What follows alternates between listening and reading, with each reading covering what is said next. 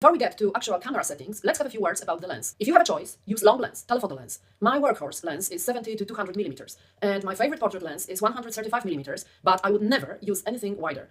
I use a full frame sensor camera. If you use a cropped sensor, you can go down to 85 millimeters, which is equivalent of 135 on a full frame. This is because of perspective distortion, which gives you the effect of huge head on a tiny body and sticky legs. Very unflattering for the horse. We want to show the horse at their best, not as a creature with a big head on thin neck, narrow chest and sticky legs. For most poses, except only side shots, you will need to stand quite far from the horse to avoid perspective distortion. So you will need a longer lens. 135 millimeters for full frame, 85 millimeters for cropped sensor are a minimum. With wider lens, you will be severely restricted with posing. All frontal portraits or three-quarter portraits will be distorted.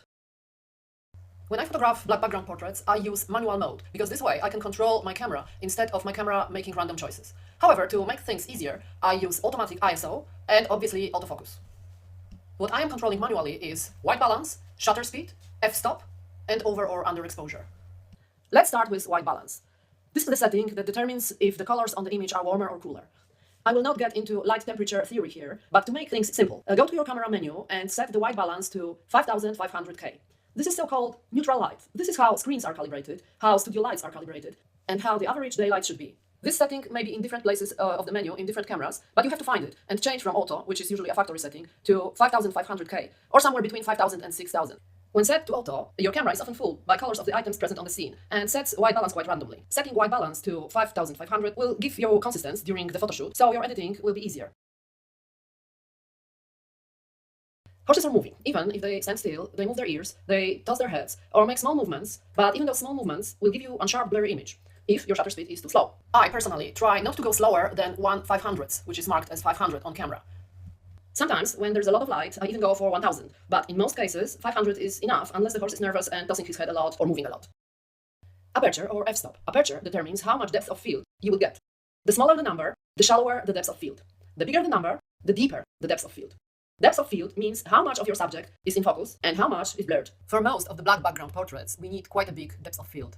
There's no background to be blurred, so ideally, we'd like to have the whole or most of the horse sharp. If we set f-stop to a low number like 2.8, we will get only the eyes in focus, but not the neck or mane or body, or even nostrils. Sometimes we are aiming for that, but in general, we want more in focus. So I personally use f-stop between 5.6 to 8 if the light conditions allows. F-stop, shutter speed, and ISO are closely linked together, so it is not always possible to have all three of them like we want. Try to keep your f-stop between 5.6 and 8 if possible. Do not set it above 8, and try not to set it below 4.5 if possible. If you are not familiar with how the shutter speed, f-stop, and ISO are linked together, you have to learn it. This is the diagram called exposure triangle. Learn how it works. It's a photography basics. Everyone who does anything more than taking snaps with a smartphone must be familiar with the exposure triangle. So we've covered the shutter speed and f-stop, and we are left with the third component of the exposure triangle and of our settings, the ISO. Most people know that the higher ISO, the more noisy the image. So the best would be to keep ISO as low as possible. But much more important values are shutter speed and f-stop. So set up your shutter speed and f-stop and take whatever you get for the ISO. If you have to sacrifice anything, let it be ISO value. It is better to have noisy image than blurred or out of focus image. As I mentioned before, you can slow your shutter speed a bit or use a lower f-stop, but these two are crucial, so don't sacrifice speed or depth of field only to keep your ISO a little lower. If you have your shutter speed quite slow and f-stop quite low, and your ISO is skyrocketing high, it means that there is too dark for the photoshoot. And maybe you'll need a different day or a different time of day to have more light around. I can't give you the exact values of ISO because every camera copes differently with high ISO. Some may be reasonably good with ISO around 5000, and some are very noisy with ISO of 1000. The lower ISO, the better, but ISO is the last value you should be worried about. If you place your horse in barn aisle and you're getting really high ISO, you may try to move the horse to the front of the barn, more into the light, rather than slowing the shutter, unless your horse stands like a rock and doesn't move at all. ISO can often be dealt quite nicely with in post-production, but a blurry image won't become sharp with any kind of editing.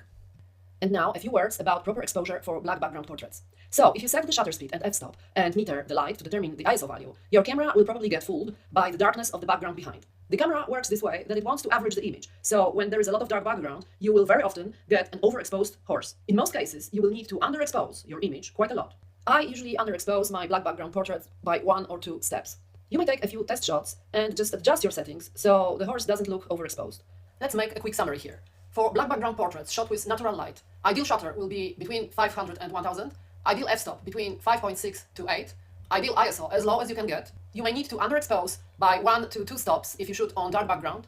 You may lower your f-stop if you're aiming for shallow depth of field, and you may slow your shutter speed if the situation allows. If for any reason you are not shooting in manual mode but in aperture mode or shutter speed mode, just watch your settings to stay within the guidelines that I just gave you.